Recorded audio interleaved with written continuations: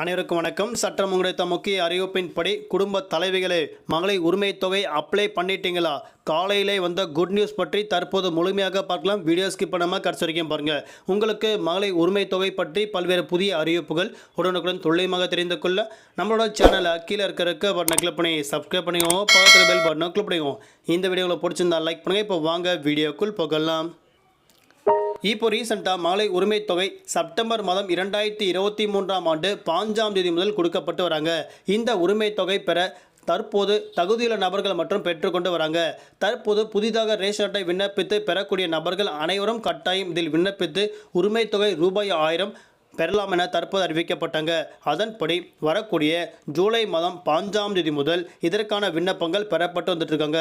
அதாவது இதனைத் தொடர்ந்து கடந்த ஜூலை மாதம் 5ஆம் தேதி முதல் விடுபட்டவர்களுக்கு மகளிர் உரிமை தொகை வழங்குவதற்கான விண்ணப்பங்கள் பெறப்பட்டு வருவதாக அறிவிக்கப்பட்டாங்க. இந்த திட்டத்தில் இணைய குடும்ப தலைவர்கள் ஆர்வம் காட்டி வருவதாக அறிவிக்கப்பட்டாங்க. ஜூலை மாதம் 5ஆம் தேதி முதல் தற்போது வரை 1,00,000க்கும் அதிகமானோர் விண்ணப்பித்து வருவதாக அறிவிக்கப்பட்டாங்க. குறிப்பாக உங்களுடன் ஸ்டாலின் முகாமில் மட்டுமே விண்ணப்பங்கள் பெறப்பட்டு வருவதாக அறிவிக்கப்பட்டாங்க. அந்த வகையில் தற்போது உங்களுக்கு எங்கே இந்த முகாம் நடைபெறுவது என்பது குறித்து முழுமையாக தெரிந்து கொள்ள நீங்கள் டைரெக்டாக கூகுளில் போயிட்டு https://ungoldenstalin.tn.gov.in அப்படின்ற இணையதளத்தில் போயிட்டு அறிந்து கொள்ளாமல் அறிவிக்கப்பட்டாங்க. இந்த முகாம் மூலமாக நீங்கள் புதிதாக விண்ணப்பித்த நபர்களாக இருந்தால் கண்டிப்பாக இதில் பயனடையலாம் என தற்போது அறிவிக்கப்பட்டாங்க. குறிப்பாக ஒவ்வொரு மாதமும் 5ஆம் தேதி அவரது வங்கி கணக்கில் நேரடியாக வரவு வைக்கப்பட்டு வராங்க. இதில் பல்வேறு திருத்தங்கள் மேற்கொள்ளப்பட்டு வந்து புதிதான நபர்களும் சேர்க்கப்பட்டு வராங்க. அதன் அடிப்படையில் தான் தற்போது இந்த முகாமில் மட்டும்தான் புதிதாக விண்ணப்பித்த நபர்களுக்கு நிறைய வாய்ப்புகள் கொடுக்கப்பட்டு வருவதாக அறிவிக்கப்பட்டாங்க.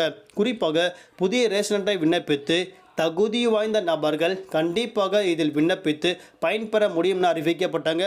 குறிப்பாக இந்த முகாமில் மட்டும்தான் நீங்கள் மீண்டும் விண்ணப்பிக்க முடியும்னு அறிவிக்கப்பட்டாங்க. அதனால் இந்த வெப்சைட்டில் போயிட்டு நீங்கள் உங்களோட இடங்களில் எப்போது இந்த முகாம் நடைபெறுது அப்படின்றத நீங்கள் உடனடியாக தெரிந்து கொண்ட பிறகு நீங்கள் மீண்டும் விண்ணப்பிக்கலாம்னு தற்போது அறிவிக்கப்பட்டாங்க. இது எல்லாமே நீங்கள் தெரிந்து கொள்ள நம்மளோட சேனலை டெய்லி ஃபாலோ பண்ணிக்கோங்க. நன்றி, வணக்கம்.